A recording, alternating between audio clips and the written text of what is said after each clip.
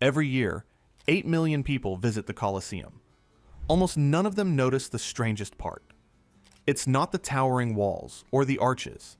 It's hidden beneath the floor, where something once moved in the dark, powered the deadliest shows on Earth, then disappeared for centuries. The name nobody uses. Almost no one calls the building by its original name. When it was built, it was known as the Flavian Amphitheater, named after the family of emperors who commissioned it. The name Colosseum came later, likely from a colossal bronze statue of Nero that once stood nearby. The building was begun under the Emperor Vespasian around 70 AD and completed by his son, Titus, in 80 AD, an astonishingly short construction time for a structure of its size. It was funded in large part by the spoils taken from the conquest of Jerusalem, meaning the wealth of an entire captured city helped raise the arena from the ground. The floor. Everyone is missing. When visitors look down into the Colosseum today, they see an exposed maze of stone walls and passageways. Most assume this was always a basement of some kind. What they're actually looking at is the hypogeum, a vast two-level underground complex that was once completely hidden beneath a wooden floor covered in sand. That floor is gone now, which is exactly why the secret is visible. For centuries, spectators watching the games never saw any of it. Below their feet, out of sight, an entire hidden world was operating at full capacity. It was arguably the most sophisticated part of the entire building, and the part almost nobody came to see. A machine disguised as a stadium. The hypogeum was not a storage cellar. It was a piece of working machinery. Stretching beneath the entire arena floor, it contained a network of tunnels, chambers, ramps, and vertical shafts designed to move animals, people, and scenery from below the ground up into the arena in an instant. The Romans built roughly 80 vertical shafts into this underground level, each fitted with a lift or trapdoor. Gladiators and wild animals could be raised through the floor and appear in the arena seemingly from nowhere, emerging in the middle of a fight in front of tens of thousands of spectators. To the crowd, it looked like magic. Beneath them, it was sweat, rope, and precise timing. The elevators, the Romans, built by hand. At the heart of the hypogeum sat a system of manually operated elevators. Each lift was powered by teams of workers pulling ropes through a system of pulleys and counterweights, hauling caged animals upward through the darkness toward the light of the arena above. When a lift reached the top, a trapdoor opened and the animal was released directly onto the sand. A lion, bear, or leopard could appear in front of the crowd within seconds, with no visible entrance and no warning. The effect on spectators, who had no idea how it was done, would have been staggering. Modern reconstructions have shown just how effective these lifts were. When engineers rebuilt a working version of one, it could raise a caged animal several meters in under a minute, using nothing but human muscle. Dozens of these machines operating at once turned the arena floor into a surface that could produce beasts, men, and scenery on command. The sand that hid the truth. The word arena comes from the Latin word for sand, and that sand was doing more than soaking up blood. Spread across the wooden floor, it hid the seams of every trapdoor and lift beneath it. From the stands, the surface looked solid and unbroken. That was the entire point.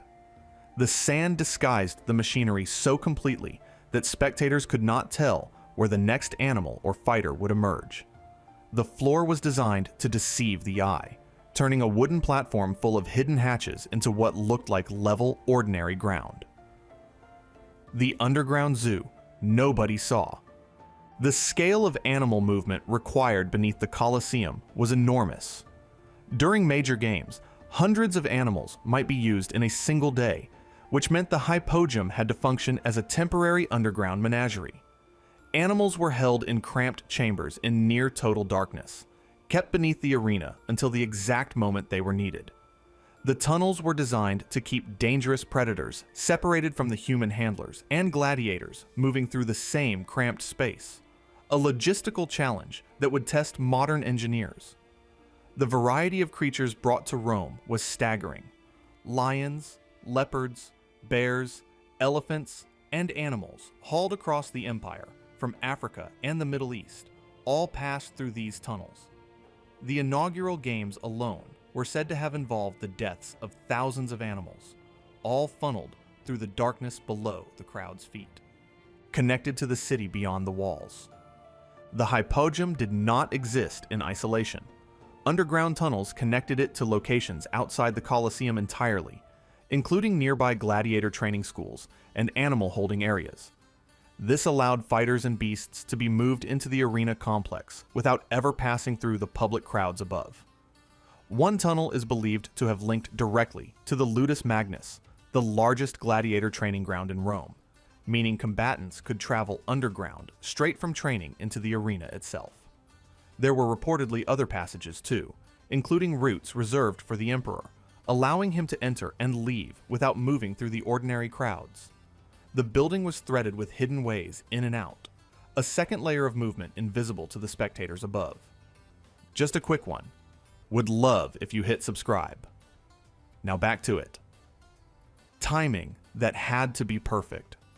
The real genius of the hypogeum was coordination. With around 80 shafts and lifts, the operators below could stage dramatic reveals where multiple animals or fighters burst through the floor at the same moment, surrounding a gladiator from several directions at once. None of this could happen by chance. Teams working in the darkness had to respond to signals from above, hauling ropes in unison so that trapdoors sprang open on cue. A single mistimed lift could ruin the illusion or put the wrong person in front of a predator. The spectacle the crowd saw depended entirely on precise teamwork they never witnessed. The giant awning held up by sailors. The hidden engineering was not limited to below ground. High above the crowd stretched the velarium, an enormous retractable awning designed to shade spectators from the brutal Roman sun. Operating it required a very specific kind of expertise. The Romans assigned a detachment of sailors from the naval fleet to work the awning, because handling vast sheets of fabric with ropes and rigging was essentially the same skill as managing the sails of a warship. Stone supports around the top of the Colosseum still show where the masts for this system once stood. The 100 days that opened it. When the Colosseum finally opened, it did so with a spectacle designed to overwhelm. The inaugural games under Titus reportedly lasted 100 days, a relentless run of combat, animal hunts, and executions staged to celebrate the completion of the building. The hypogeum's machinery would have been pushed to its limit during events like these. Keeping a continuous supply of animals and fighters emerging from the floor for weeks on end required the underground level to run like a factory, hidden entirely from the roaring crowd above. The water question historians still debate. Before the hypogeum was built, some accounts describe the arena being flooded for staged naval battles known as naumachii. The Colosseum's earliest games may have included these mock sea fights, with the arena filled with enough water to float small ships. How the Romans achieved this remains debated, but the building sat near a complex network of water channels and drains capable of moving huge volumes of water. Once the hypogeum was constructed beneath the floor, large-scale flooding became impossible, suggesting the naval battles, if they happened, belonged only to the arena's earliest years. Built on a drained lake, the Colosseum's relationship with water runs deeper than the arena floor. The entire structure was built on the site of a former artificial lake that had belonged to the Emperor Nero's private palace grounds. The Romans drained the lake and used the naturally low, water-rich ground as the foundation for the amphitheater. This choice was partly symbolic, reclaiming private imperial land for public use, but it also meant the builders had to engineer sophisticated drainage systems to keep the underground levels from flooding. Systems still partially visible today. The engineering that kept it standing. The Colosseum could hold an estimated 50,000 or more spectators, and moving that many people safely required its own kind of hidden genius. The building contained roughly 80 entrances, allowing the entire crowd to enter and exit through a numbered system of arches and passages. Spectators carried tokens marking their gate, row, and seat, guiding them through the right arch and up the correct stairway to their place. It was a ticketing system nearly 2,000 years old, and it worked so smoothly that the entire arena could reportedly be emptied in minutes. This network of vaulted corridors and stairways distributed the immense weight of the crowd and the structure itself across a ring of arches and columns. The same principles that let the building manage tens of thousands of people are why so much of it still stands today. Death machinery beneath the sand. The hypogeum did more than raise animals. It could raise entire pieces of scenery, transforming the arena floor into a different world between events. Painted backdrops, artificial trees, rocks, and small buildings could be lifted into place, turning a bare arena into a forest, a mountainside, or a scene from mythology. This meant the hunts and executions staged above were not just fights. They were productions. A condemned prisoner might be forced into a scene designed to reenact a myth, with the setting itself rising from below to surround them.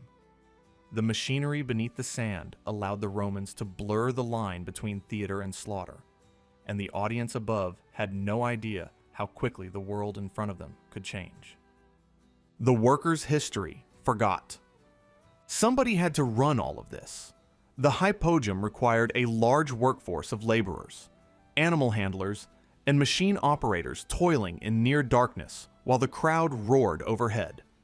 Their names were never recorded, and their work was never meant to be seen. Many of these workers were likely enslaved people, spending the games in stifling heat, surrounded by terrified animals, and the noise of combat filtering down through the wooden floor. While the emperor and citizens above enjoyed the spectacle, an invisible labor force below kept the entire illusion alive through sheer physical effort. The Colosseum's grandest moments depended on people the crowd would never think about. A structure stripped for parts. The reason the Colosseum looks the way it does today is also part of its hidden story. After it fell out of use, the building became a quarry. For centuries, Romans stripped it of its marble, stone, and metal to construct other buildings across the city. The iron clamps that once held its massive stone blocks together were dug out and melted down, leaving the pockmarked holes visible across its surface today. Entire palaces and churches in Rome were built partly from material taken from the Colosseum. The arena that had consumed so many lives was slowly consumed in turn, piece by piece, by the city around it. Why the secret was buried? After the games ended and the Roman Empire declined, the Colosseum was gradually abandoned as an arena. Over the centuries, the wooden arena floor rotted away, and the hypogeum below slowly filled with earth and debris until it vanished from sight entirely. For hundreds of years, the underground level was buried and forgotten, hidden beneath layers of soil and rubble. Plants grew across the filled-in arena, with visitors over the centuries even cataloging hundreds of species of wild plants growing in the ruins, unaware of the machinery buried beneath them. Rediscovering the hidden world. It was only through excavation in the modern era that the hypogeum was uncovered and its purpose understood. Archaeologists gradually cleared the underground chambers, revealing the tunnels, shafts, and passageways that had been sealed for centuries. What emerged was a portrait of a building far more advanced than its outer walls suggest. The Colosseum was not simply a stone bowl where events happened. It was a layered machine, and its most ingenious level was the one deliberately hidden beneath the feet of everyone watching. What you're really looking at. So the next time you see the Colosseum, remember that the walls everyone photographs were never the main achievement. The real marvel is the exposed maze at the bottom, the part most visitors glance over without understanding. That underground world moved beasts and men through darkness, lifted them into daylight through hidden trapdoors, and vanished for centuries before being pulled back into the light. The Colosseum's greatest secret was never hidden in its towering arches. It was hiding, all along, beneath the floor that no longer exists. Hope you enjoyed this deep dive beneath the Colosseum. Don't forget to like, comment, and subscribe for a whole lot more.